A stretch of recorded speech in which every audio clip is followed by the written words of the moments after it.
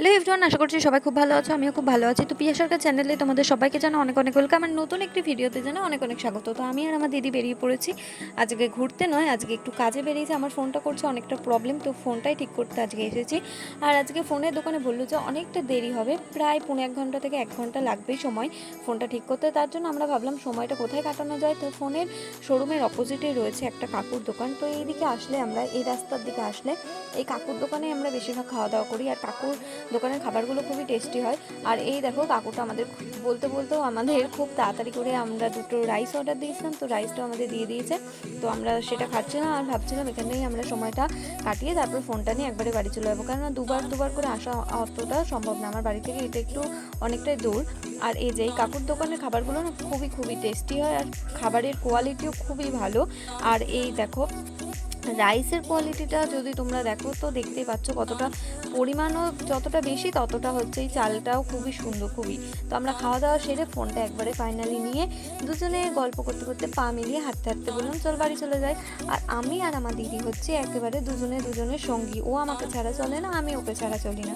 তো আমাদের ভালো মন্দ কোথায় কি না কি সবই ও আমার সাথে শেয়ার করে, আমি ওর সাথে শেয়ার করি।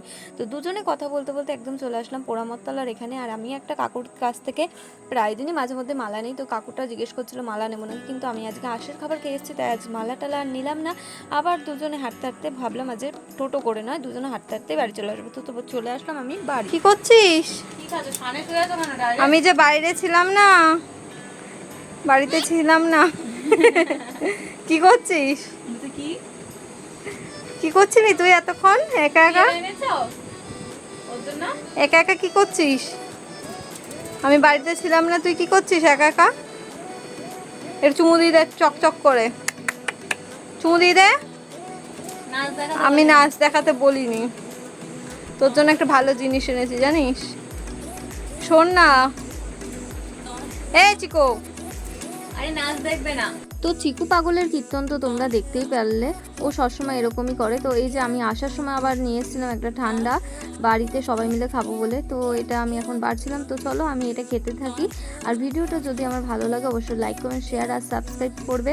আর যারা পেজ থেকে দেখছো তারা পারলে ফলো করে দেবে। তো আজকের ভিডিওটা আমি এখানে শেষ করছি। ভিডিওটা বড় না করে সবাই ভালো থাকবে, সুস্থ থাকবে। সবার সাথে দেখা হবে অন্য কোনো ভিডিওতে, অন্য কোনো ব্লগে। সবাইকে টাটা।